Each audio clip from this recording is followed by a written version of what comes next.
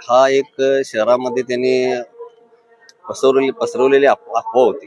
कारण नेहमीच आम्ही गेल्या 20-25 वर्षापासून ज्या वेळेला काम करतोय त्यावेळेला गड हा सारंग देशमुखांचाच होता आणि त्या ठिकाणी त्यांना मदत होत होती. त्यांचा तो गैरसमज होता. त्यामुळे काय होणार याची कल्पना आम्हाला आधीच होती. बावडा विरुद्ध तुमची अशी एक लढाई नाही, ही माझी बावड्या विरुद्ध लढाई नाही, तर बावड्यातील एका नेत्याविरुद्ध लढाई आहे आणि ती राहणार सदैव. त्याचा काय विषय, मला जो त्रास आहे तोच बावड्यातल्या जनतेला त्रास आहे. त्यामुळे माझी लढाई बावड्या विरुद्ध नाही, तर बावड्यातल्या नेत्याविरुद्ध आहे. सारंग देशमुख यांना का टार्गेट केलं असं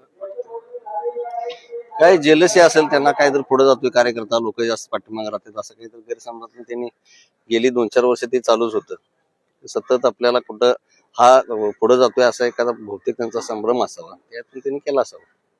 पण हा निकाल नेमका आता त्या नेत्यांना सुद्धा काय सांगायला वाटते? त्यांनी आसपास आपल्या असणाऱ्या परिस्थितीचा विचारपूर्वक, जाणीवपूर्वक ह्याचा विचार केला पाहिजे. हे का होतंय, हे का व्हायला लागले, लोक आपल्यापासून का लांब जायला लागले.